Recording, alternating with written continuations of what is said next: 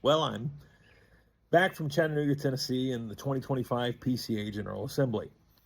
And while I'll be doing a recap video of that'll be dropping probably later tonight, and of course there is plenty to talk about, while all of us elders were in Chattanooga, the world spun right around us.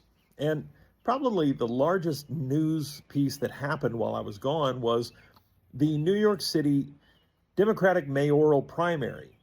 Who won, you ask? Well, a man named Zohran Mamdani.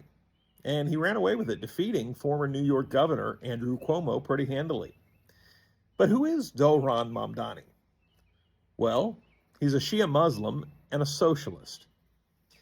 And it would seem that the denizens of New York City, most of his constituents being wealthy white people, have learned nothing from those of London, or really the broader part of Great Britain. They've also learned nothing from the ancient Israelites as recorded in Numbers chapters 22 to 25. You see in Numbers 22 to 24, the Israelites were at war with the Moabites. And the king of Moab, a man named Balak, understood that he could not defeat them militarily. So he hired a prophet named Balaam to curse the Israelites, but God forbid Balaam from doing so. So in his frustration, he didn't know what to do.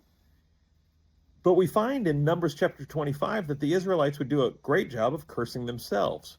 And they would do this by marrying Moabite women and chasing after their pagan and foreign gods, chief among them Baal. And they would worship Baal at Peor, and God would curse them for it. But we find out later in Numbers chapter 31 that it was none other than Balaam who gave Balak this advice, when he said something to the effect of, "Oh, great king, you don't need to fight them. You don't even need to lift a sword. Use friendship and diplomacy. Move in next to them. Let your daughters marry their sons, and their sons your daughters.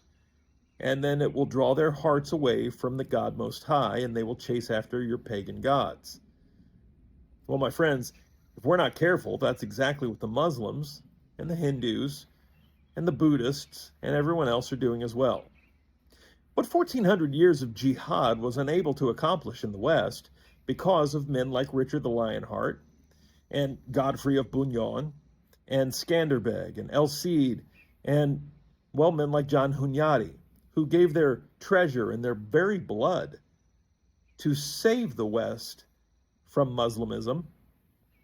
Well, a toxic empathy and a misguided Great Commissionism will do on their behalf.